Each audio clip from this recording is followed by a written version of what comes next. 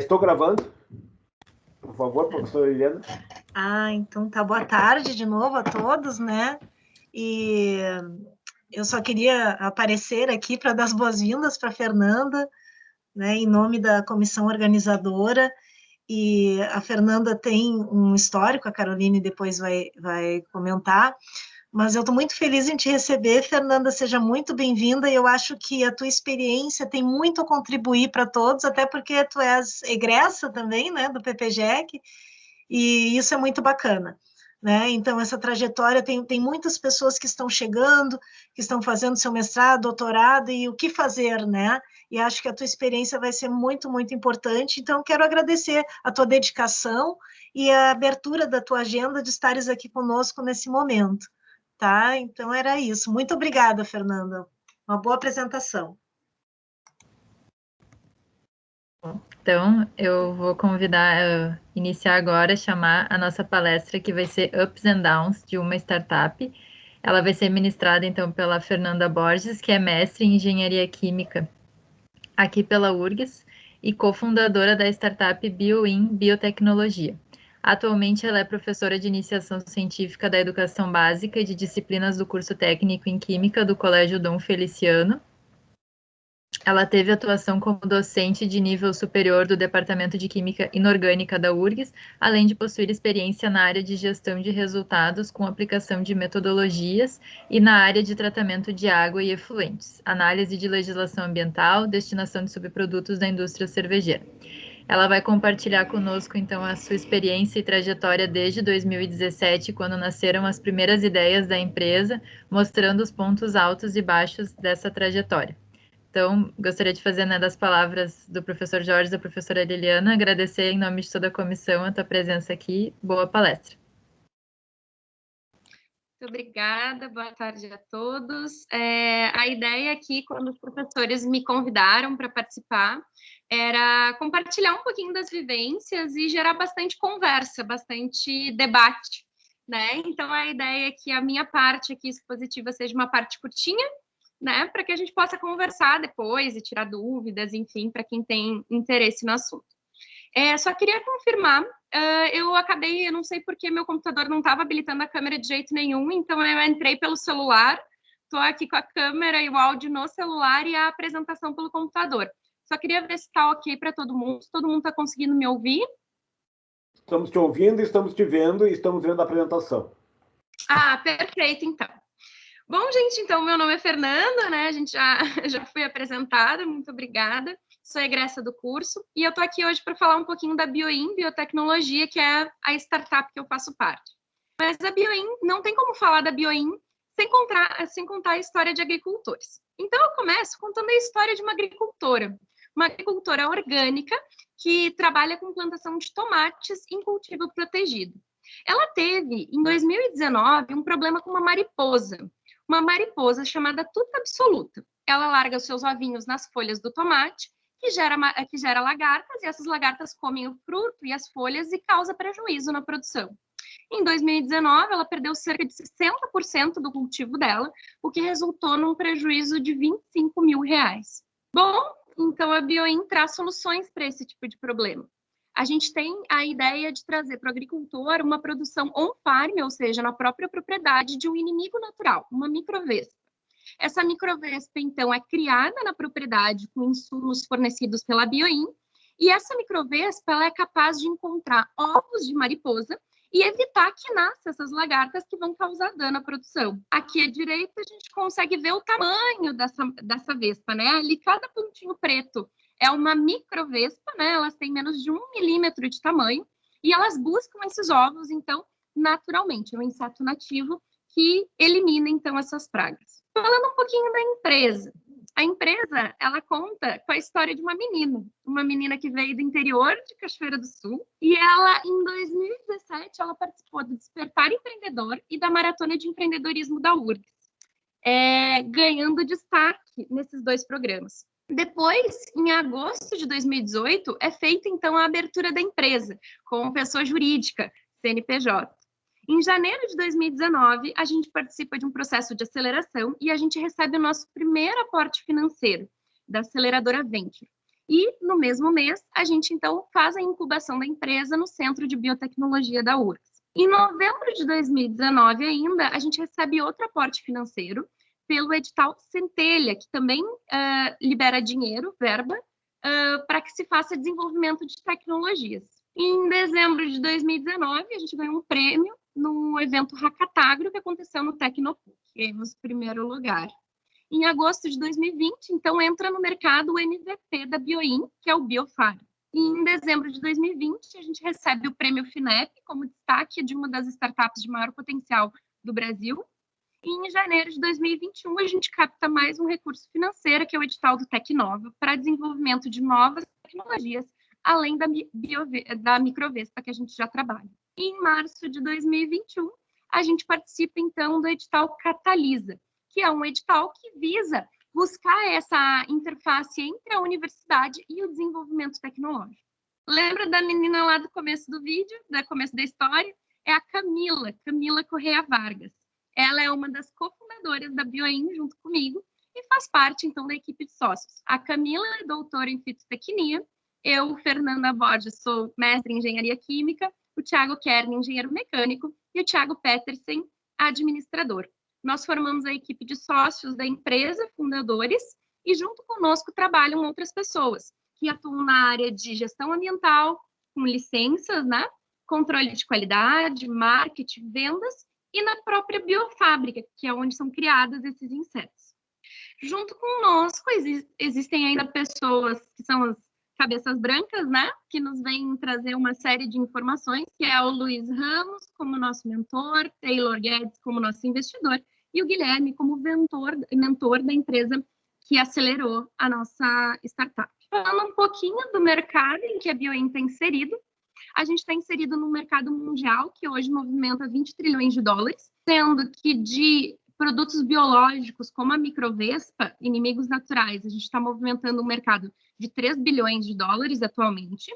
Porém, no Brasil, a gente tem uma tendência de crescimento de 15% ao ano desse tipo de produto, que é aprovado para agricultura orgânica, porque não tem impacto ambiental diferente do que acontece com defensivos químicos.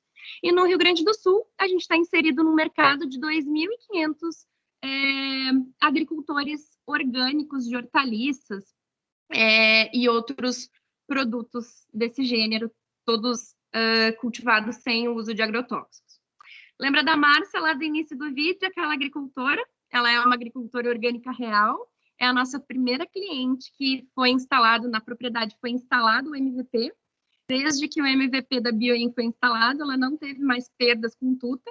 Ela está hoje com 14 estufas e não mais só com 2, como ela tinha lá no início dessa história. E, então, isso justifica a nossa proposta de valor, que é: a Bioin deseja participar da cadeia de produção de alimento, entregando tecnologia acessível de qualidade de vida ao agricultor e saúde ao consumidor final. Obrigada. Gente, como o professor disse, esse é o nosso pitch, né? Mas eu acho que a gente não está aqui para falar só das partes boas, né? E aí que eu trouxe para vocês o que tem por baixo, né? Então, eu acho que a Bioin, eu tenho muito orgulho de participar dessa startup. Eu acho que a gente tem grandes feitos. A gente tem muitas pessoas acreditando em nós. E eu acho que a gente tem grandes conquistas, mas tem muita coisa por trás. E é por isso que eu queria mergulhar um pouquinho e contar o que está aí por baixo, do que tem de dificuldades e o que a gente aprendeu ao longo dessa história toda. Bom, eu acho que uma das primeiras coisas que eu aprendi, que foi uma das aprendizagens mais úteis que a gente teve, é não se apaixonar pela tecnologia. A Camila, ela é doutora e ela estudou todo o tempo de mestrado e doutorado dela, ela estudou as microvespas. Mas a gente precisa entender que uma empresa, um negócio inovador, ele é a tecnologia, é conhecer profundamente aquele negócio, mas é também a proposta de valor. A minha proposta de valor hoje é reduzir o impacto de pragas agrícolas em propriedades rurais. Hoje, a minha tecnologia é a microvespa. É isso que resolve o meu problema. Mas se daqui 6 meses não for isso, eu preciso estar atento às necessidades do mercado para que eu possa adaptar o meu conhecimento, adaptar a minha tecnologia para aquilo que seja que seja a demanda, as dores do meu consumidor. A gente vê hoje que muitas vezes a gente tem pessoas apaixonadas pela tecnologia, mas um grande empresário, um grande empreendedor, ele tem que ser apaixonado pela solução, pelo efeito que isso causa. E às vezes a tecnologia sofre alguns impactos aí ao longo dessa jornada. Outra questão que eu queria trazer para vocês, que eu acho que foi uma das grandes dificuldades que a gente teve, é a questão da escolha dos sócios. Hoje, a gente já teve sócio na empresa que saiu, a gente já teve sócio da empresa que foi convidado para entrar, né? A gente já teve de todas as situações. O que eu queria dizer, assim? Eu acho que a gente fez uma prévia, acho que para a turma saber também, né? A gente fez uma prévia com os professores, e daí o professor me perguntou assim, o que te faz escolher um sócio, né? E quando ele me perguntou isso, eu parei para pensar e cheguei à conclusão que são 3 coisas. Primeiro, eu acho que é resiliência. Não vai ser fácil, não vai dar dinheiro de cara, a gente não vai virar um unicórnio até dezembro, né? Tem muita estrada, muito chão pela frente. E a gente precisa muito de confiança entre os sócios. Se o meu sócio chega para mim e diz, eu fiz alguma coisa, eu não vou lá checar, não tem tempo. É muita coisa para ser feita e pouca mão de obra. Eu não posso ir conferir o que as pessoas disseram que fizeram ou não. Então, a confiança, o jogo aberto tem que estar muito presente nessa relação. E eu acho que outra coisa que tem que estar muito forte é o conhecimento técnico. Hoje, quando alguém investe na Bioin, ela não investe no CNPJ, ela não investe no nosso número, ela investe no grupo de sócios. Ela investe nas pessoas que estão por trás daquele número de CNPJ e que são capazes de transformar aquilo num negócio. Então, o capital humano da Bioin hoje é o que mais vale para a empresa, porque é através da aplicação do nosso conhecimento teórico que a gente vai conseguir transformar a Bioin em uma grande empresa. Então, eu acho que a escolha de sócios tem que ter esses 3 pontos. Tem que ser uma pessoa que não desiste fácil, tem que ser uma pessoa com quem tu confie de olhos fechados e tem que ser uma pessoa que saiba muito da área que se dispôs a saber. E isso não quer dizer que tem que saber de tudo, né? Eu sou engenheira química e eu trabalho com controle biológico da agricultura, né?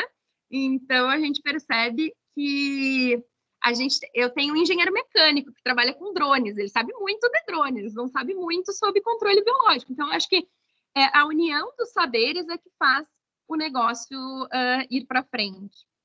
Falando um pouquinho do dinheiro, então, a gente tem hoje 2 principais fontes de captação de recursos, que foram editais governamentais. Como a nossa empresa tem uma solução que tem um apelo muito grande para a redução de uso de agrotóxicos, a gente consegue entrar em sustentabilidade, né?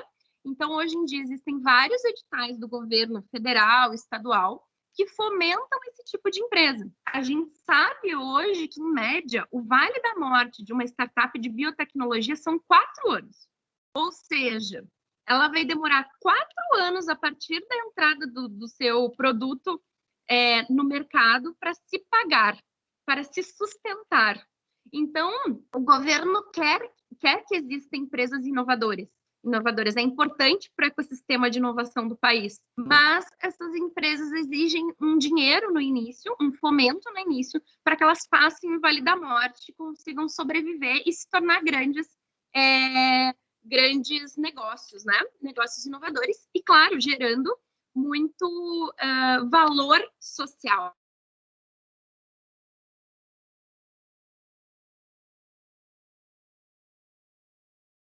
Nossa, eu queria ter acesso a essa tecnologia e eu não tinha isso aqui no Rio Grande do Sul. E vocês estão popularizando a tecnologia que faz com que a gente use menos agroquímicos, né? O que é incrível, né? Ou então para os orgânicos, né, que não tinham opção de agroquímicos, ter a microvespa é um grande salto para a produtividade. E as aceleradoras. Hoje a gente já negocia com alguns bancos de investimento, grupos de investimento, né, para rodadas maiores de cerca de 1 milhão. Aí a gente ainda não captou esse valor, porque hoje a gente ainda tem dinheiro em caixa, né? Mas a ideia é que a empresa indo bem, enfim, como está, a gente na próxima rodada de investimentos a gente entre de 1 milhão a 1,5 milhão aí de captação de recursos. Sobre dinheiro, eu queria dizer o seguinte: tem dinheiro no mercado, tem dinheiro a fundo perdido, tem dinheiro de acelerador, o pessoal busca incessantemente boas ideias. mas o dinheiro nem sempre vai para o sócio, o dinheiro fica dentro da empresa. Então, eu acho que isso é uma das grandes dificuldades. Muitas vezes, o sócio precisa ter outras fontes de renda, né, para conseguir se manter durante um período, porque realmente esses editais impedem, por exemplo, o pagamento de prolabore com essa verba, né? Eles fomentam o negócio, fomentam compra de equipamentos, né, mas é para uso na empresa, né? Então, tem todas essas dificuldades aí pela frente. E do ponto de vista da nossa empresa, né? Aí eu posso falar da minha, né, especificamente, que é a parte de biotecnologia. Nós temos uma grande dificuldade, que é um grande entrave, uma grande barreira, que é a questão de licenças e alvarás. Hoje eu tenho que ter, desde os alvarás da prefeitura, eu preciso ter registro no CISGEM, eu preciso ter registro no IBAMA, Anvisa, Ministério da Agricultura, FEPAM. Então, sem dúvida nenhuma, isso é uma grande barreira. Então, é uma coisa que precisa ser vista, principalmente quando o teu produto precisa de liberação para começar a ser comercializado. Então, acho que isso foi uma das coisas que mais nos ocupou energia, foi na questão de regularização do produto. Então, acho que essas são as grandes questões, né, as grandes dificuldades que eu queria trazer aqui para vocês, falando um pouquinho da nossa startup. E aqui eu trouxe algumas fotos de alguns clientes nossos, né, algumas idas a campo que a gente já foi, né, e é muito gratificante receber uma mensagem de um agricultor, como na semana passada, né, quando ele disse assim, nossa, eu tinha plantado 1.000 pés de tomate, desses 1.000 pés de tomate, a traça pegou 820, né, e só sobraram 80 mudas, e dessas 80 mudas eu estou conseguindo manter através da aplicação do produto de vocês, né, então eu acho que isso é muito gratificante. 800? Não, 980, né? Não, 920, né? 1.920. Certo, gente? Então, muito obrigada. Se quiserem conversar aí um pouquinho, estou aí para perguntas. Então, muito obrigado, Fernanda, pela apresentação. Como eu disse para vocês, é importante ver o que é um pitch tradicional. Pitch que ela apresentou é o chamado pitch clássico, e é importante que vocês tenham um conhecimento do que é um pitch, porque amanhã nós teremos uma apresentação pitch e é interessante ter isso como base. Aí, eu tenho algumas perguntas, mas eu só gostaria de chamar a atenção que todo mundo pode fazer perguntas. Quem quiser fazer perguntas pode levantar a mão aqui no nosso Teams, ou pode escrever uma pergunta direto no nosso formulário de perguntas, que nós vamos lendo as perguntas. Eu vou fazer umas perguntas agora até chegarem as novas perguntas. Bom, se a gente pensar, a tua trajetória foi uma trajetória bem interessante, que começou em 2017, num programa aqui da Universidade Federal do Rio Grande do Sul. Eu gostaria de saber o que levou a tua motivação naquele momento, porque esse pode ser o ponto de partida de outros que estão nos ouvindo. Sim, essa história é bastante curiosa, porque eu sou técnica, né? Não foi falado também, acho que eu não mandei isso no texto, mas eu sou técnica da universidade também, né? Então, eu sou concursada ali, trabalho na faculdade de agronomia.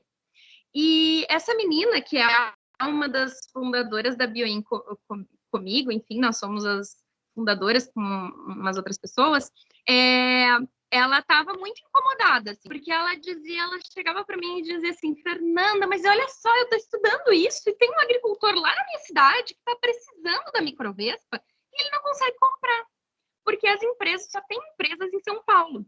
E em São Paulo, gente, vocês imaginem o quanto um inseto sofre, um inseto que vive aí, o tricograma, ele tem efetividade nos primeiros 4 dias após a liberação, tá? Ele vive mais ou menos 7 dias, mas ele tem a maior efetividade dele nos primeiros 4 dias. Então, tu imagina esse inseto vir de São Paulo, às vezes ele já chegava nascido há mais de 24 horas. Então, ele já não se alimentava, já não tinha mais a mesma efetividade, né? Então, o agricultor não tinha uma boa experiência com o uso desse inseto. E ela chegava para mim e dizia, Fernanda, mas como assim? Eu estou estudando isso, a gente tem aqui na universidade, né? a linhagem inicial, como é que a gente não fornece isso? Eu acho que a insatisfação de ver a sua tecnologia não estando disponível para ajudar a sociedade foi o que fez ela sentar na minha mesa num sábado, eu nunca vou esquecer.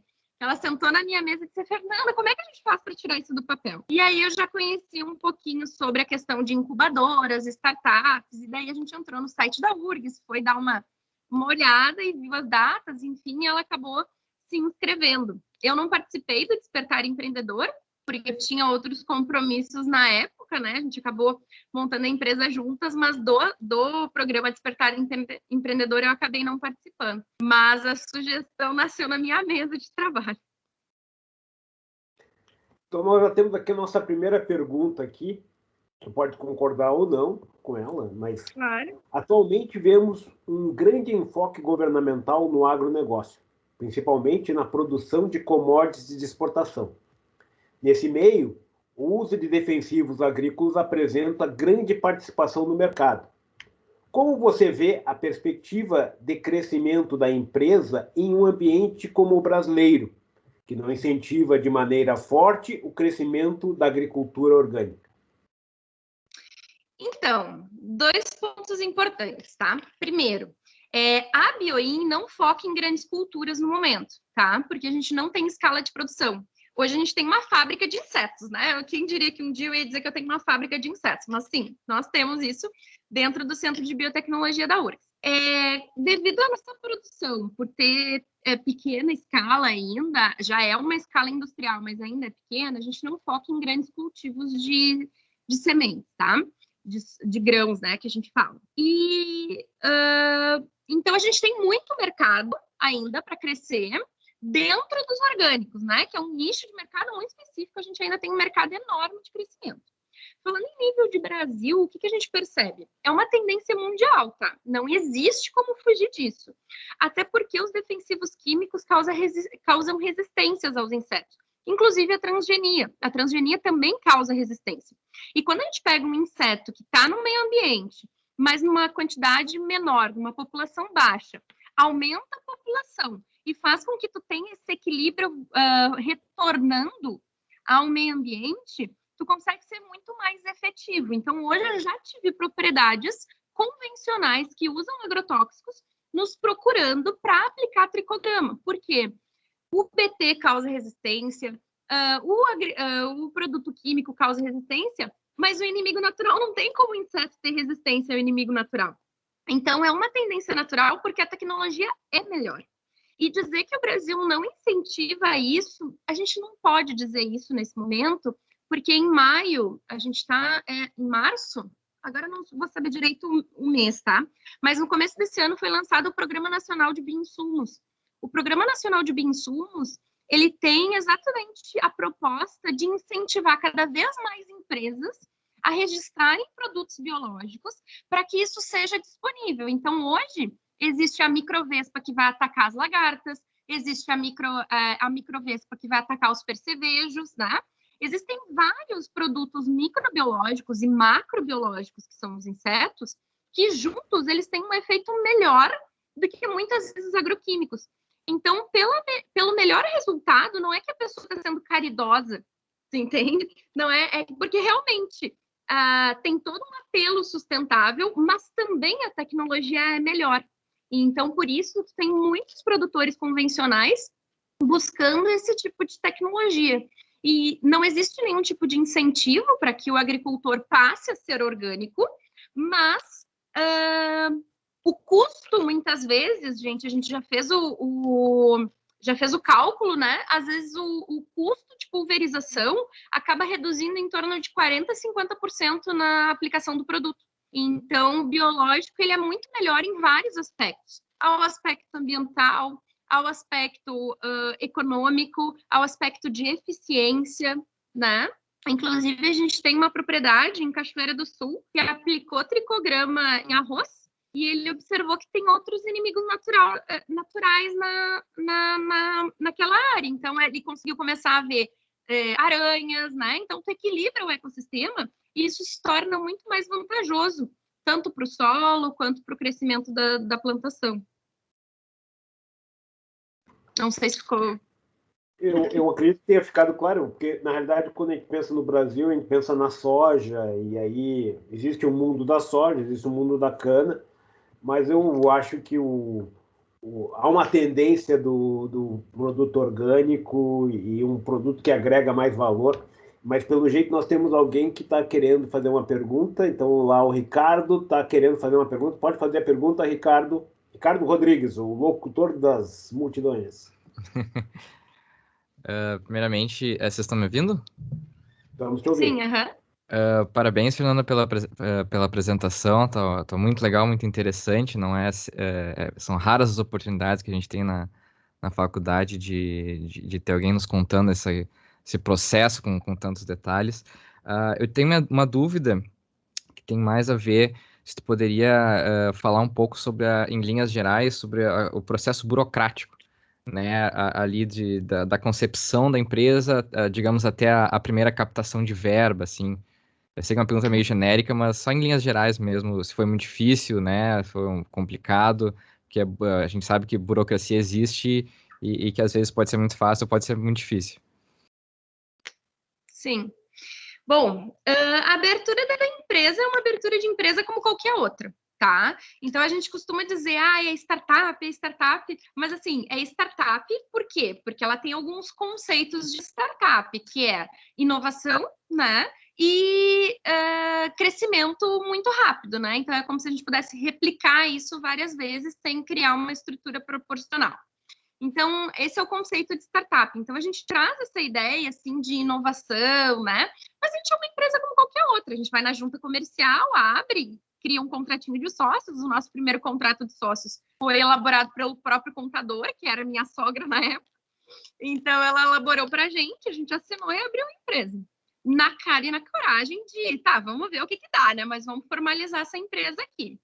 Aí a gente começou a prestar contas, né, pelo contador, ela nos ajudou na época, teve mão de muita gente aí nos ajudando, sem custo, né, porque todos os custos que a gente possa reduzir no começo, melhor. E a primeira captação de recursos existe através de pitch. Então, basicamente, o pitch, eles vão decidir se eles vão te dar o recurso ou não num tempo de 10 a 20 minutos. Então, tu vai normalmente... É inacreditável. Mas é basicamente isso. Normalmente tem uma pré-inscrição, né, para participar desses fundos de investimento. Essa pré-inscrição, tu vai lá e coloca o propósito da tua empresa, tu coloca a tua ideia, enfim. Uma banca avalia e te chama, então, para apresentar. A nossa apresentação, acho que foi... Eu estava trabalhando num dia, mas foi no hub de Novo Hamburgo da Fevale. Da Unicinos, Fevale. E aí a Camila Correia Vargas, né, aquela minha sócia, ela apresentou o pitch em 10 minutos. 10 minutos de perguntas, eu acho que no dia, depois da primeira triagem, era em torno de umas 20 empresas. Dessas 20 empresas, eu acredito que foram 5 ou 6 que receberam um aporte. Nós recebemos R$120 mil nesse primeiro momento. E aí o que vem é o complicado, porque avaliar mais do que receber o pitch, mais do que receber o aporte é fácil. O problema é assinar o contrato, porque assinar o contrato, daí ele vai ter lá vários termos que a gente nunca tinha ouvido falar, daí assim, bem chão de fábrica mesmo, né? A gente veio para cá, leu aquele contrato de trás para frente, foi pesquisar o que queria dizer aquilo, porque daí, assim, parece que tu tá vendendo a tua alma, né? Sim, diz claro. assim, se receber um aporte de 1 milhão, acontece tal coisa. Se não receber aporte, a gente cobre de tal maneira, né? E aí a gente foi olhar, assim, foi vendo com advogado, foi consultado, foi meio que assim, ninguém sabia o caminho e foi tateando, né? Aí a gente conseguiu assinar o contrato e com esse valor a gente entrou na incubação da URGS, mas basicamente isso, assim. É olhar quando esses programas de aceleração abrem, ver as empresas, né, que estão acelerando, ver ali, manda o projeto, tem o pitch e eles escolhem. Tá certo. Muito obrigado. Sucesso aí. De nada. Obrigada. Eu tenho uma pergunta, enquanto não vem a próxima pergunta dos nossos telespectadores. A formação do preço, ela é crítica para qualquer negócio. E aí eu gostaria de saber como é que vocês formulam o preço e dicas dessa formulação de preço, porque muitas vezes a gente não tem bem claro os componentes e a gente esquece do nosso grande sócio, que é o governo. Poderia nos dizer alguma coisa a esse respeito? Sim, eu fiz a formulação de preço do produto da empresa, tá? E o nosso produto é mais complicado ainda, porque quando eu estou falando em criar insetos, ele não nasce da segunda para terça-feira. Para os insetos que eu estou vendendo hoje, eles foram iniciados, o cultivo dele, há 4 meses atrás. Então, eu tive tempo de mão de obra lá, 4 meses atrás, eu tive energia elétrica, tive aluguel, que esse produto ficou ocupando espaço dentro da minha sala de produção durante 4 meses. Enfim, todos os dias os insetos, eles não nascem todos no mesmo dia, então é uma série de procedimentos. Então, no nosso caso, o mais difícil foi organizar a produção, porque no momento em que eu consegui fazer um PCP bom, um planejamento e controle de produção, eu consegui estimar mais o tempo que eu gasto para ter 1 grama daquele produto, considerando desde a lavagem do pote, da higienização dos produtos, desde da preparação da matéria-prima, tudo isso. É claro, no momento em que eu tenho custo de produção, aí depois eu vou incluir outros custos, como o custo de aluguel, né? Então, o que a gente fez? A gente fez o planejamento e controle de produção, viu quanto tempo gastava em cada uma das etapas, quanto material gastava em cada uma das etapas para produzir aquele produto. A partir disso, a gente teve o primeiro estimativa de custo, e depois, em cima disso, a gente incluiu um percentual de margem, aí depois incluiu imposto, e foi inserindo uma série de outras coisas, né? Que é para arcar com os valores de custos fixos também, né? Então, e a gente também tem, e não é só isso, né? A gente ainda tem que olhar para o produto do vizinho, né? Então, apesar de que em São Paulo o produto vem de avião, o frete é caro, eu preciso olhar para o cara de São Paulo, né? Eu não posso ter um produto vendido aqui no Rio Grande do Sul mais caro que o produto que veio de São Paulo, né? Então, a partir... deixa eu só botar aqui. Carregador, meu celular está acabando a bateria. Mas, a partir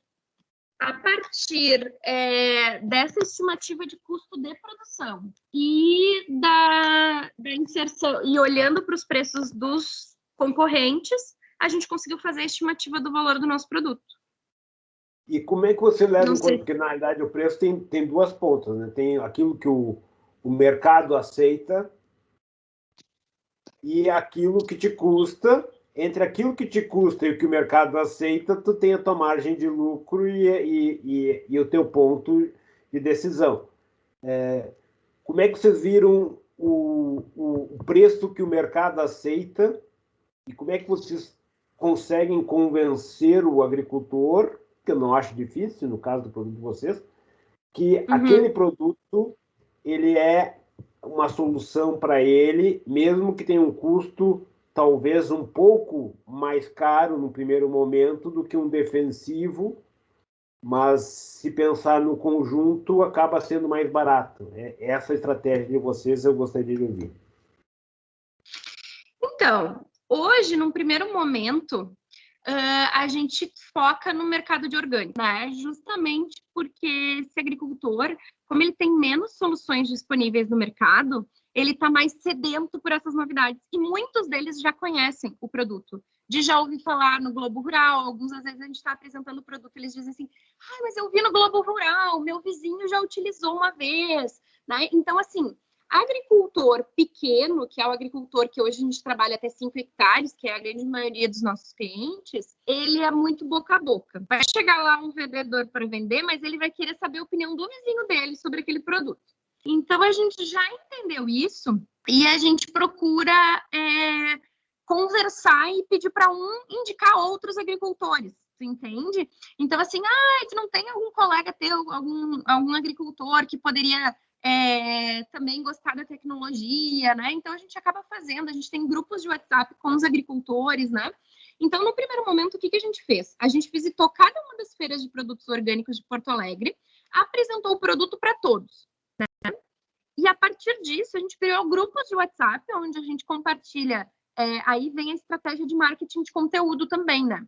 a gente quer instruir, né? A gente diz que a Bioin ela não é só uma fábrica de produtos, ela é uma fábrica de conhecimento, né? Eu acho que é uma tendência mundial que todas as empresas sejam empresas de conhecimento. Então, hoje a gente tem um Instagram, que a gente está com um marketing de conteúdo muito legal, a gente tem nos grupos de WhatsApp um grupo de marketing de conteúdo muito legal. E aí, a inserção no mercado, considerando que eu estou falando de pequenos agricultores, que tem pouco produto disponível para resolver os problemas, que já são mais adeptos a essas tecnologias sustentáveis, e que eu tenho ponto de logística fácil, que são as feiras de Porto Alegre de entrega, eu conquistei muitos produtores dessa forma. E agora, qual é o nosso próximo passo, né?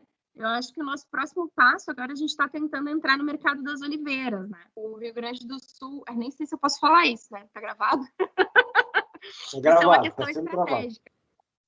Não sei se eu posso, não sei se eu posso contar isso, porque isso é estratégico da empresa, mas assim, o primeiro ponto, então, foi conquistar esses agricultores orgânicos por todas essas questões, tá? Agora que eu já conheço eles, o meu produto está se vendendo quase que sozinho, né? Então, a gente tem, às vezes, os produtores entrando em contato, fulano falou comigo, sabe? Então, tu tem um marketing orgânico, tu tem uma venda orgânica muito legal. Claro que agora é inverno, né? Então, o inverno faz com que as pragas diminuam e, consequentemente, o uso do nosso produto também. É uma coisa natural. Mas, provavelmente, agora, em agosto, a gente volta como a gente estava agora em março, né? Então, isso é uma coisa bem legal. E a gente está agora buscando outros mercados, né? Então, por exemplo, o mercado das oliveiras é um mercado que tem crescido muito no Rio Grande do Sul.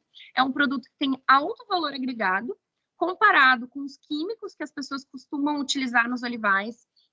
O tricograma é mais barato, é efetivo. Então, agora a ideia é conquistar alguns hectares de olivais, porque realmente vale muito a pena para eles aplicarem. A gente tem fornecimento aqui no Rio Grande do Sul, enfim, uma série de vantagens, né? Desculpa, eu não sei se eu perdi alguma parte da tua pergunta, Jorge.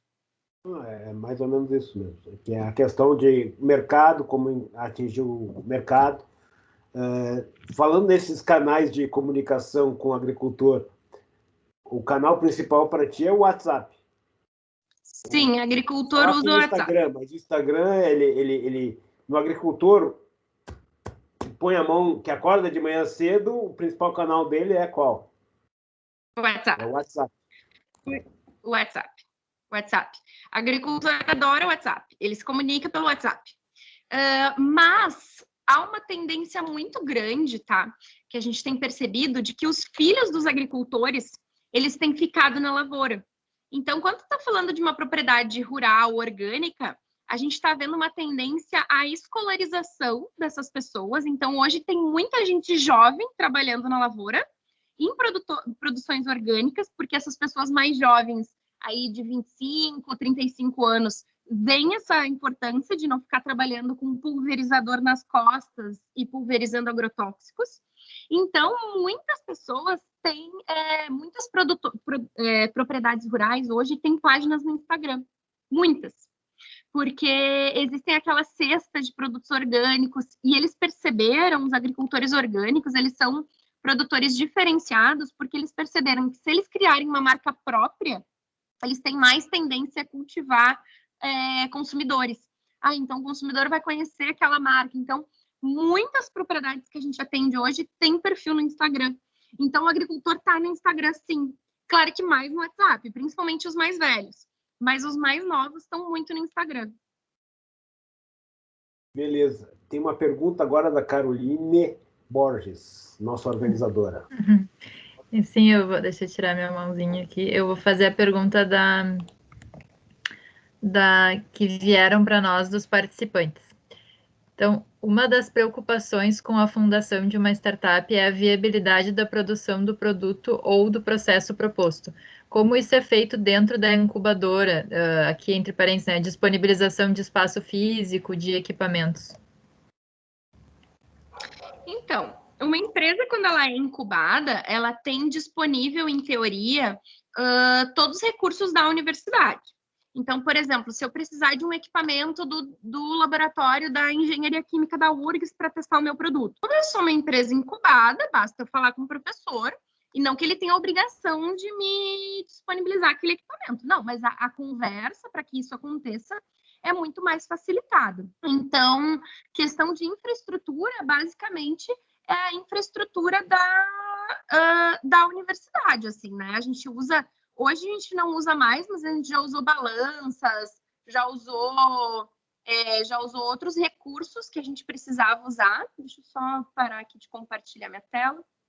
Acho que agora foi, né? A gente já usou outros recursos, né? E com relação ao espaço físico que nós temos, nós pagamos um aluguel. Então, existe um preço para a empresa recém-entrante, né?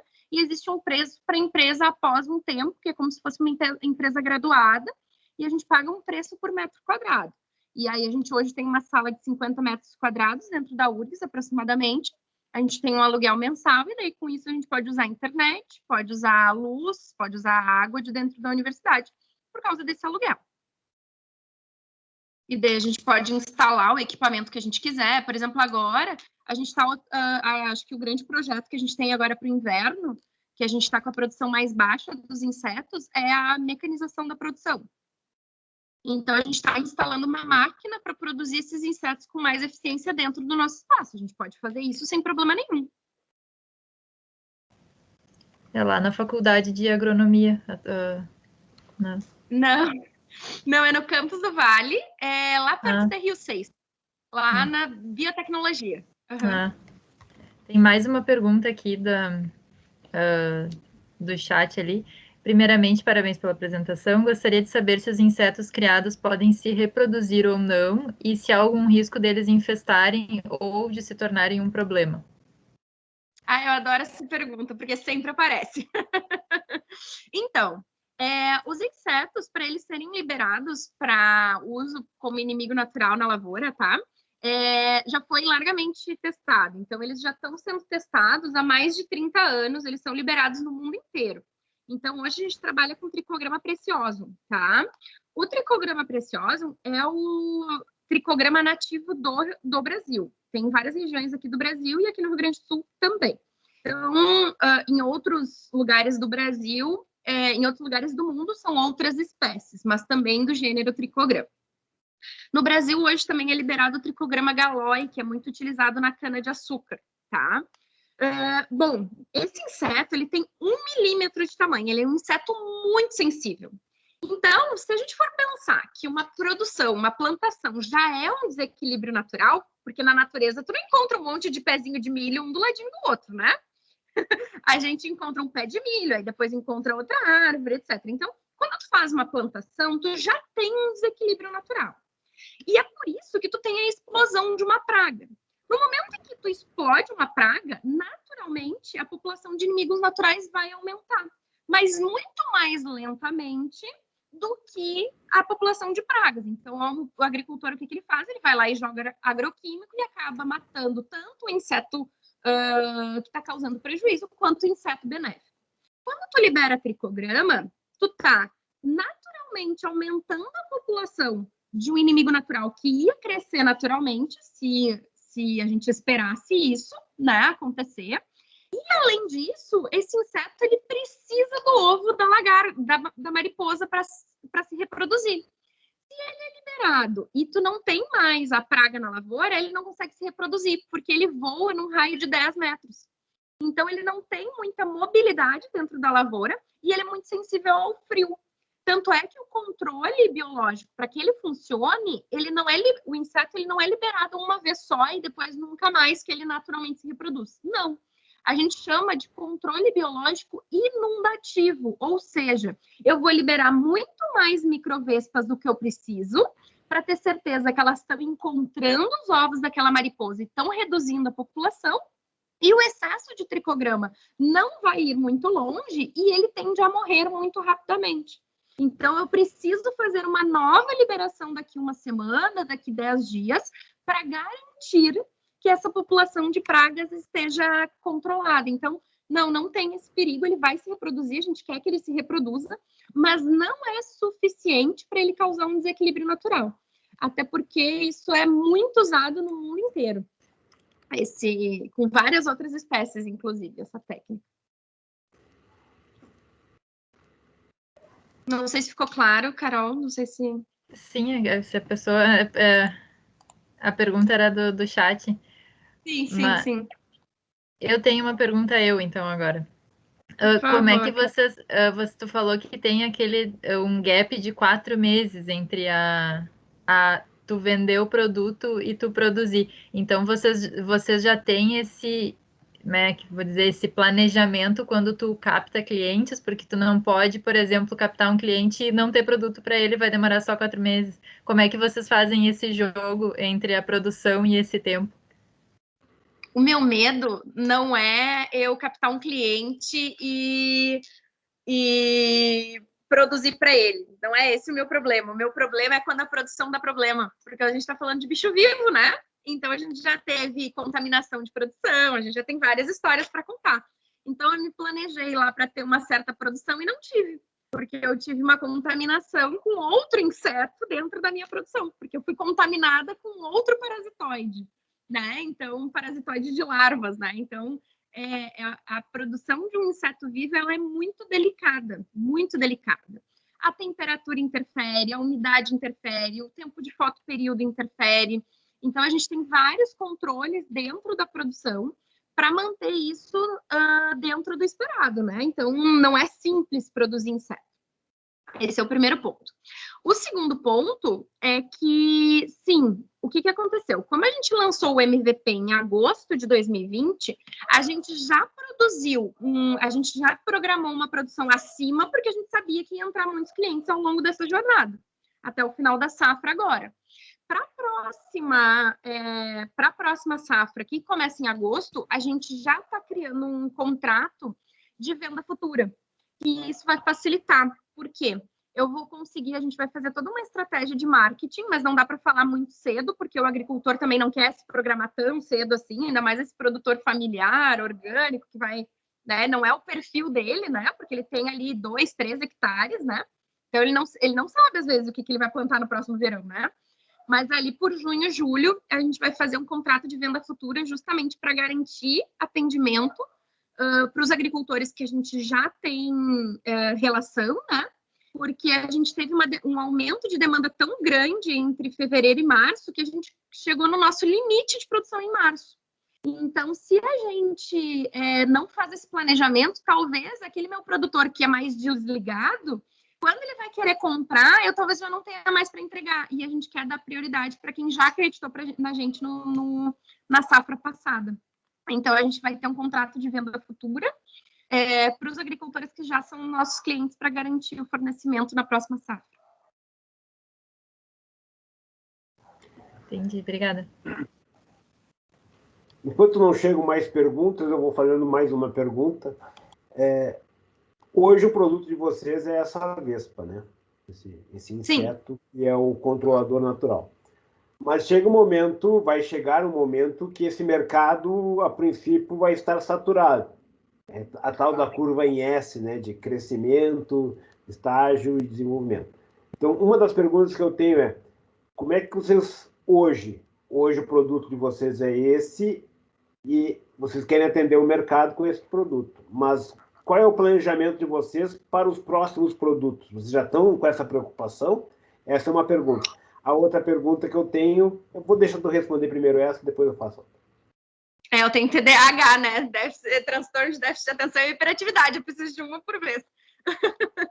Bom, Jorge, assim, a gente já tem o planejamento dos próximos 2 lançamentos, tá?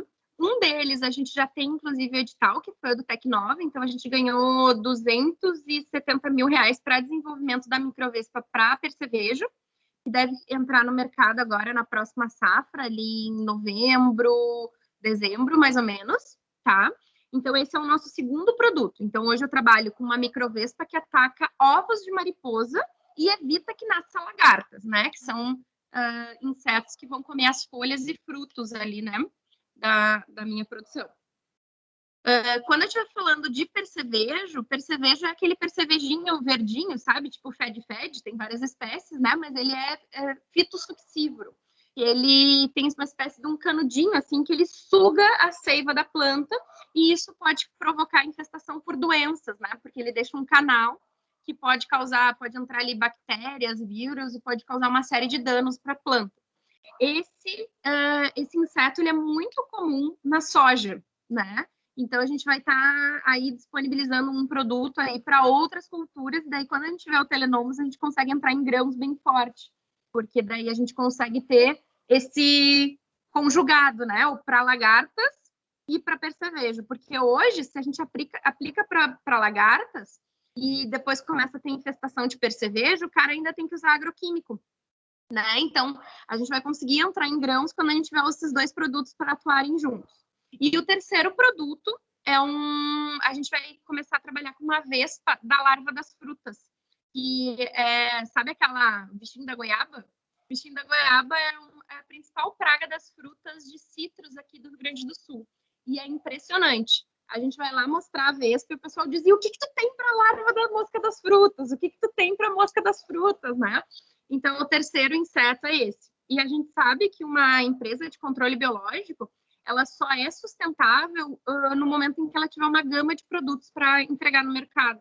Porque tu precisa desse trabalho conjugado. Tu não pode, não, para essa praga eu uso um inseto, um inimigo natural, para essa outra praga aqui eu vou usar agroquímico ou alguma outra coisa, né? Eu preciso ter todos esses inimigos naturais para atuar em conjunto, para que o efeito seja melhor, né? Não sei se faz sentido. Tranquilo. E a minha sobrinha, a Marina Trierweiler Viladino, ela está se formando agora em agronomia, ela vai ser, inclusive, laureada na formatura dela agora. Talvez ela tenha alguma pergunta, se ela tiver alguma pergunta, eu estou vendo que ela está assistindo, mas a pergunta que eu tenho ainda é a seguinte. Então, Marina, faz a tua pergunta aí, não sei se tu está com pergunta aí, se tu está acordada ou não, mas eu estou vendo que tu está assistindo. A minha próxima pergunta é essa da vespa. Como é que eu garanto que, se o negócio é bom, os outros vão querer copiar? Então, como é que eu protejo isso numa visão mais ampla? Como é que eu posso proteger Porque tem as questões das patentes, mas no caso, patentes não se aplica especificamente a essa parte de animais. Vocês não vão ter alguém fazendo mais barato que vocês e copiando a ideia de vocês. Então, tem esse risco, como em todos os mercados, né? E assim, hoje é como a gente estava conversando naquela nossa conversa prévia, né? Para todo mundo que está aqui na sala agora assistindo, para o pessoal saber, não existe como patentear uma espécie de insetos. Uma espécie de inseto ou uma espécie de animal, né? Então, a não ser que eu fizesse uma modificação genética nesse inseto, aí eu poderia dizer que ele era meu, mas caso contrário, não. Então, nada impede de uma outra empresa vir para o Rio Grande do Sul, instalar uma outra biofábrica aqui e começar a criar o meu inseto, a mesma espécie de inseto que eu, e vender para o mesmo mercado que eu. Nada impede. O que vai fazer o meu empreendimento ser diferente? Bom, primeiro, o meu custo de produção. Hoje, a criação de insetos, ele é muito artesanal. Ele é muito... pega potinho de um lado, pega a gaiola do inseto, né? Então, eu acho que um dos grandes desafios que a gente está fazendo hoje, e por incrível que pareça, a gente vê vídeos no YouTube de produções na Índia, de produções na Colômbia, em vários locais do mundo, as produções são muito artesanais. Então, eu acho que um dos primeiros pilares para a gente conseguir garantir a nossa competitividade é justamente conseguir fazer isso de uma forma um pouco mais mecânica, né? Mecanizado. Por isso que a gente está com um protótipo de mecanização aí sendo produzido, porque isso vai reduzir muito o nosso custo operacional. Porque um dos grandes desafios de uma biofábrica é a mão de obra humana, né? A mão de obra ali, né? A hora das pessoas ali que trabalham. É o maior custo, mais do que os insumos, mais do que tudo. É a mão de obra. Então, eu acho que mecanizar a produção nos coloca num passo à frente. Outro ponto é ter métodos de dispersão. Então, hoje, a gente está em fases finais de patentear um dispenser de drone.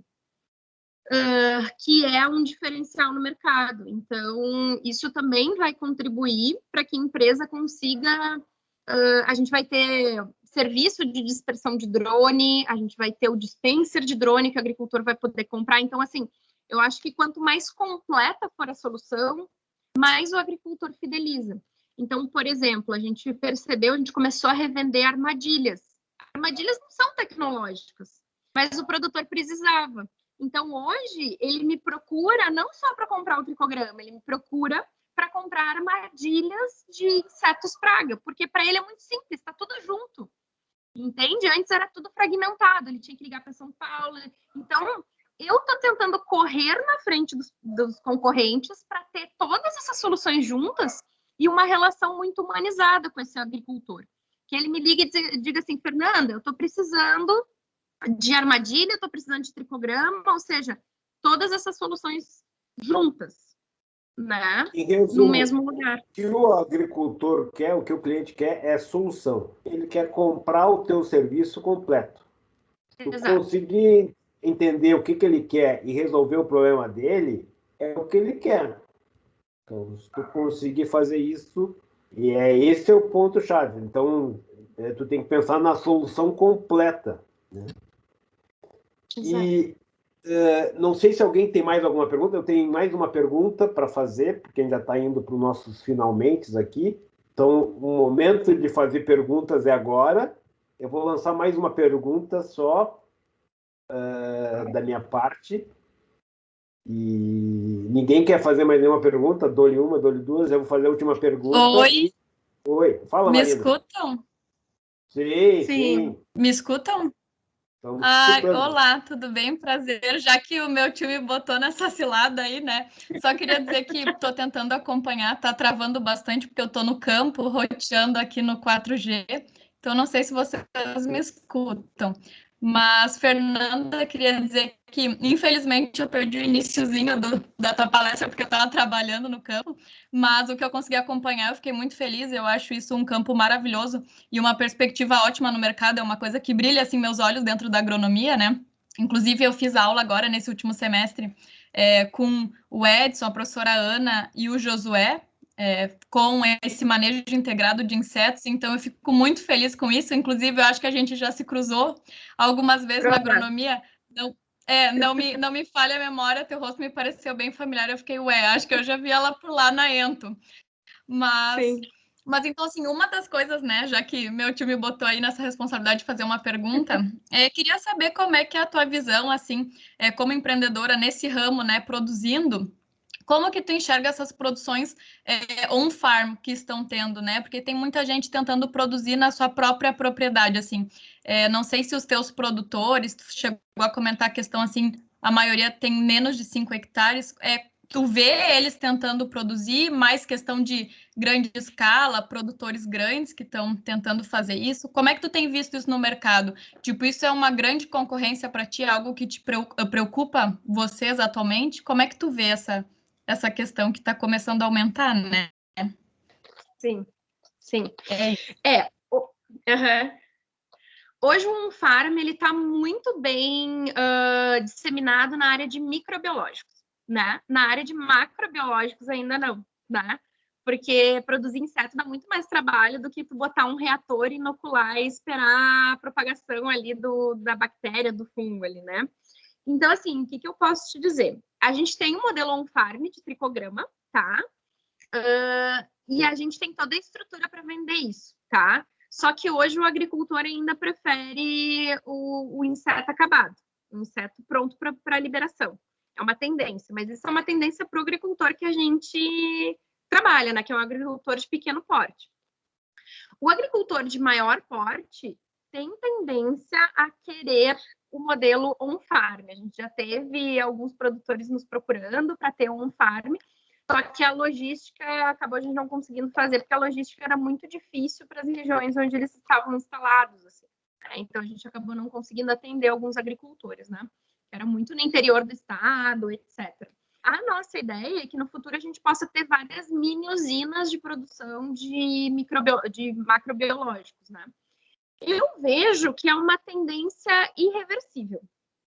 tá? Tem muita gente, eu sei ali que tem vários gurus da entomologia lá, o Parra, o pessoal lá que é contra o modelo on-farm, mas eu não vejo isso como sendo possível de se voltar atrás. Uma propriedade hoje que tem 100, 200, 300, 1.000 hectares de plantação, ele quer o modelo on-farm, para microbiológicos principalmente. Então, eu acho que o que precisa ser feito não é impedir que o microbiológico seja produzido dentro da propriedade, mas sim que tu tenha regulamentação, que tu tenha legislação para poder organizar esses controles, que esse agricultor ele tenha que cumprir um mínimo de requisitos de estrutura, que ele não pode pegar um balde e começar a produzir esse microbiológico lá, tendo... daqui a pouco a gente tem um caso aqui, né, que ficou muito famoso aqui no interior do estado, que o pessoal estava, não era salmonela, o pessoal estava reproduzindo aquele micro-organismo de uma maneira tão precária, que quando viu ele estava produzindo algo tóxico, né, algo bastante insalubre. Né? Então, não é assim tu pegar um balde e fazer como o pessoal às vezes pensa, né? Quando uma pessoa que não tem conhecimento técnico vai lá e vê, não, é só pegar um caldo enriquecido aqui, botar um inóculo e deixar se reproduzir ali dentro. Não é bem por aí, tem toda uma parte de esterilização, etc. Mas eu acho que no momento em que os pré-requisitos são cumpridos, o modelo on-farm é fundamental, principalmente para grandes propriedades. Eu acho que é irreversível, apesar de ter várias pessoas muito importantes, muito influentes dentro da área do controle biológico, lutando contra, eu vejo isso como uma coisa irreversível. Sim, perfeito. Eu vejo que é bem o que tu disse, é uma coisa que a gente tem que aprender a lidar, né? Porque tá vindo para ficar, não tem como evitar isso, mas realmente, assim, ter um controle de qualidade é essencial, né? Porque tem toda essa questão que tu comentou, e às vezes as pessoas negligenciam essa questão, né? Não levam tão a sério, mas é uma coisa... Ai, caiu a internet. Não, a gente está te ouvindo ainda. Oi? Está te ouvindo. Oi. Me escutam? Minha internet caiu. E agora a cadela tá latindo para um vizinho aí. Ai, desculpa. Mas, bom, eu não sei onde é que caiu a minha internet, mas queria dizer, então, que realmente é uma coisa inevitável. Oi? Ouvimos tudo que tu disseste. Tá, que bom. É porque aqui caiu a internet. Mas, realmente, assim, ter um controle de qualidade é essencial, né? Mas é bacana saber, assim, o ponto de vista de vocês quanto a isso, porque realmente é uma coisa que a gente tem que começar a aprender a lidar com, né? E daqui a pouco, talvez, é uma questão de assistência também, né? Porque eu vejo que tem empresas agora entrando bem com isso. Essa questão que tu falou, de que vocês chegaram a ver uma forma de dar assistência, instruir e fazer essa instalação, né? Porque tem empresas que hoje em dia fazem isso, de fazer as biofábricas, né? Tipo, locais, essa questão on-farm. E para grandes produtores, realmente é o canal, né? E cada vez tem mais interessado. Mas, então, muito bacana saber o ponto de vista de vocês. Muito legal. Muito obrigada pelas respostas. On-farm poder funcionar direito, tem que ter o quê? Controle de processos. Instrumentação, controle, monitoramento remoto, tudo isso é a tecnologia necessária para você criar uma unidade dessas em loco. Exato. Mas a ministra, no lançamento do Programa Nacional de Bioinsumos, foi falado essa questão, pelo menos no site. Eu sei que nesses programas aí, essas lives que teve do Programa Nacional de Bioinsumos, que é esse incentivo para o uso de controle biológico, foi falado na regulamentação do modelo on-farm. Então, eu acho que está aí no forno algumas legislações aplicadas a esse modelo. Eu não sei se alguém tem mais alguma pergunta. Eu tenho um aluno meu de TCC, que foi de aluno de TCC, que ele tinha uma pergunta e ele me mandou pelo WhatsApp aqui. Mas eu vou deixar ele fazer a pergunta. O Pedro quer fazer a pergunta, Pedro? Se não, eu faço a pergunta por ti. Posso fazer a pergunta, professor? Me escutam direito? Estamos te escutando. Sim. Perfeito. Então, muito parabéns aí pela iniciativa. Gostei muito da proposta de vocês, da empresa. Eu fiquei com uma dúvida, principalmente considerando o status de incubado da empresa, de como poderia participar um aluno de graduação nos processos de desenvolvimento da empresa, assim, no projeto. como estagiário ou como bolsista, não sei como é que funciona, mas eu vejo que existe uma grande possibilidade de colegas meus do meu curso, né, controle de automação, se interessarem em participar. Tem, principalmente na questão de mecanização, de automação dos processos, é bem o tipo de coisa que o pessoal gosta. Sim. Não, olha, a gente tem muita... O que falta, às vezes, é mão de obra para a gente, né? Então, a gente tem muito interesse em receber essas pessoas e daqui a pouco criar uma linha de pesquisa aí, um projetinho para o pessoal. Eu acho muito legal. Hoje, a gente tem um pouco de limitação em pagamento dessa mão de obra, tá? Porque, assim, vários editais impedem o pagamento na forma de bolsas para as pessoas, né? Esse que é a nossa limitação. Então, hoje a gente pode pagar terceirizados, que são todas aquelas pessoas ali que trabalham conosco, que eu apresentei para vocês, são terceirizados. Então, todos eles são pessoas jurídicas para nós, tá? Isso os editais nos permitem. Aí a gente tem duas verbas, né? A verba de faturamento da nossa empresa, que daí a gente pode gastar como bem entender. A gente tem a verba de prêmios, que também a gente pode gastar como a gente entender, mais verbas de editais que a gente precisa dar algum tipo de prestação de contas, né? Aí eu sou obrigada, eles me impedem a ter bolsas, a não ser que o edital preveja essas bolsas, né? Então, assim, a gente hoje tem assim, coisas para fazer o que menos falta, né? Mas, às vezes, enfim, se a gente tiver, assim, talvez o interessante seja alguém que já tem uma bolsa, que tem, talvez, vontade de trabalhar com isso, nos procurar, a gente está super aberto aí para ouvir, pode ir lá visitar a biofábrica, pode entender como é que são os processos, a gente está aí aberto a ideias, né? Então, daqui a pouco, alguém que já tem uma bolsa, quer desenvolver um trabalho mais aplicado a demandas do mercado real, a gente está super aberto aí para conversar, sem problema nenhum. Minha sugestão para o pessoal de controle e automação é fazer um TCC sobre o assunto. Olha, a gente está aí com uma máquina nova. Pode, inclusive, me contactar que eu posso ser o orientador do TCC. Bom, a Congrade sempre passa os informes para os alunos, talvez seja interessante de entrar em contato com a comissão de graduação do curso, que tem certeza que o repasse vai ser feito, se vai ter candidatos, aí é mais obscuro. Mas eu faço uma propaganda no WhatsApp, que é um bom veículo de marketing. Legal. Tô anotando aqui, fica a dica aqui, vou entrar em contato para dar uma olhada como é que funciona isso. Certo. Muito obrigado pela resposta. Eu que agradeço. Obrigado, Pedro, pela participação. Obrigado à participação de todos. Não sei se alguém tem mais alguma pergunta. Nós estamos indo para a nossa confraternização logo em seguida, mas eu tenho uma última pergunta. Se ninguém tiver mais nenhuma pergunta, eu vou fazer a minha última pergunta, que é a seguinte. Hoje, pelo teu currículo, dá para ver claramente que tu atuas em uma série de atividades em paralelo à empresa. Isso demonstra que a empresa não te dá o ganha-pão atual. Hoje, a empresa, para ti, é digamos, o biscate. Na realidade, te dá trabalho, mas não sustento. E o teu sustento vem do colégio que tu dá aula, da atividade como técnica e coisas do gênero.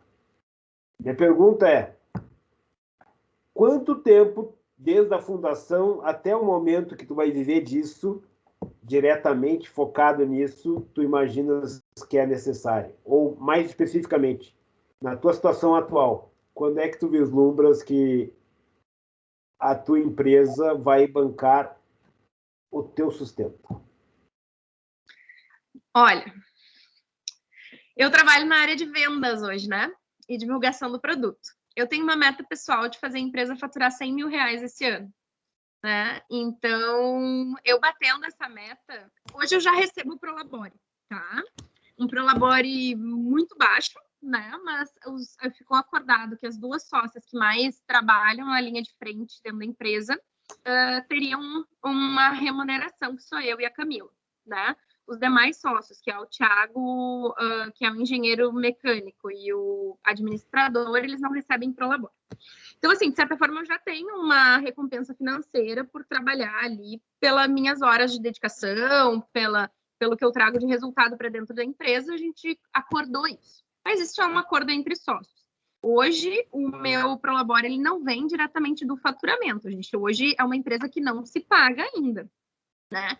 E mesmo que eu venha a bater minha meta de faturamento de R$100 mil em 2021, a gente ainda vai ser uma empresa que não se paga esse ano, né? Mas eu acredito que a gente entrando com Telenomos e a gente conseguindo mecanizar a produção e tendo drone, que são os primeiros 3 itens, que são os 3 pontos importantes para o aumento de faturamento, tá? Ter a dispersão por drone para entrar na área de grãos. Ter o Telenomos, que é uma outra espécie de inseto para percevejos. E ter a mecanização de produção, que vai baixar o meu custo de mão de obra. Em 2022, 2023, no máximo, eu devo estar me sustentando. Devo estar... Mais uma vez, que vai permitir que tu consigas isso é a automação, controle e automação. É um dos pilares, né? É um dos pilares. Mas, assim, é um pilar bastante importante. Bastante importante. Para vocês terem uma ideia, uma etapa da produção do inseto representa 60% do meu custo do inseto. Uma etapa, que é uma etapa feita por um ser humano hoje, que é essa etapa que a gente quer tirar. Então, se eu tirar essa etapa, esse ponto, eu reduzo em 60% do meu custo de mão de obra. Um ponto só. Aí fica a motivação para o pessoal de controle e automação. E agora, eu já fiz minhas perguntas, eu enchi o saco de vocês com as minhas perguntas.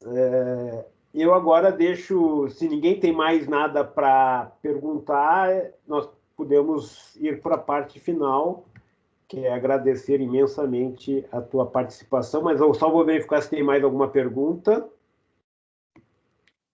Que nós vamos ter agora a confraternização, em que um outro sobrinho meu irá tocar. Legal. Convido a todos a participarem da nossa confraternização, vale a pena, vai ser uma meia horinha que a gente vai tocar um sonzinho, vamos bater um papo também, vamos fazer uma pequena confraternização aí. Mas antes de nós irmos para a confraternização de fato, eu, em nome da comissão do Simpós, gostaríamos imensamente de agradecer pela tua disponibilidade, porque tu vieste a conversar conosco antes, trocou ideias antes, então tu investiste em nós. E nós gostaríamos de agradecer imensamente o teu compartilhamento dessa experiência e pelas dicas que tu nos passaste e pelo conhecimento com que tu distribuísse aos nossos alunos. E eu espero que muitos estejam entusiasmados, com o mesmo entusiasmo que tu tens, porque o entusiasmo é tudo. E dá para ver pelos teus olhos que o entusiasmo é o que te motiva e o que te leva adiante. Então, eu espero que parte desse entusiasmo que tu tens, que é contagiante, contagie os nossos integrantes aqui do programa. E aí, é o meu agradecimento. Deixa a professora Liliana, a professora Caroline também se manifestarem aí. Mais uma vez, muito obrigado. Agora elas podem falar. Eu também só queria agradecer pela essa palestra maravilhosa, que a gente já tinha te dito que ia ser, ia despertar o teu entusiasmo, ia despertar o entusiasmo de todo mundo. Então, só agradecer mais uma vez pela participação. Está sempre permanentemente convidada a todas as edições do Simpós. Que eu possa trazer novos dados, né? Novas metas de vendas nos anos. Não sei se a professora Liliana quer fazer algum comentário final aí da palestra. Eu só para confirmar, né, faço das palavras do Jorge, da Caroline as minhas, Fernanda, e não podia deixar de aparecer aqui para te agradecer, e como o Jorge falou, né, tu investiste, assim, geralmente a gente pede, né, alguém dar uma palestra, contribuir, as pessoas não dão um retorno tão bacana muitas vezes, né, como tu desse, então a gente se sente muito feliz, né, e feliz por ti, pela tua trajetória, que tu tenhas muito sucesso, e a gente fica torcendo, já tens, a gente sabe que o caminho é duro, mas é muito bacana, né, te ver caminhando e lutando, e a gente tem certeza que tu vai atingir a tua meta, tá? E muito obrigada, foi uma participação maravilhosa, tá? Então era isso, Jorge, muito obrigada. Um abraço, Fernanda. Obrigada. Queria agradecer muito a oportunidade. Acho que quando a prof mandou mensagem para mim ali, eu fiquei emocionada de estar sendo convidada. Assim, na hora eu pensei, eu acho que o meu primeiro pensamento, posso contar os bastidores agora, já que contei tantos bastidores, né? Contar os bastidores. Eu pensei assim, eu até mandei para um amigo meu assim. Eu não sei se eu tenho capacidade de falar lá, mas se a prof. Liliana disse que eu tenho, eu confio nela, não confio em mim. E tu tens muita. A gente que fica honrada de te receber, querida. A gente fica muito honrada em te receber. Te valoriza, tu és nota 1000. Não, gente, mas muito obrigada pela oportunidade, espero que tenha agregado aí um pouco, e a gente fica super aberto, ficaram meus contatos aí, se vocês quiserem fazer TCC, enfim, quiserem conhecer a Biofábrica para entender um pouco mais também, gente, me manda um WhatsApp, meu telefone estava ali nos slides, se não fala com a professora, com a prof. Liliana ali, ela tem meu WhatsApp, só pedir ali, a gente é super aberto, pode ir lá visitar, conhecer, enfim, Biofábrica está aberta de segunda a sábado, e às vezes domingo. A minha sobrinha vai aceitar esse seu convite, com certeza. Com certeza, sinta-se à vontade. Pior então, que eu, tricronometrada e organizada, que já estava botando as metas, conhecer a Biofábrica, porque achei sensacional. Obrigada. Pode deixar que eu vou atrás de ti. Pode mandar mensagem. Certo, muito obrigado. Então, vou encerrar a gravação e vamos partir para a nossa confraternização. Todos estão convidados, não saiam. Vamos prestigiar Carlos Augusto. Já vou só encerrar aqui a gravação para iniciar outra.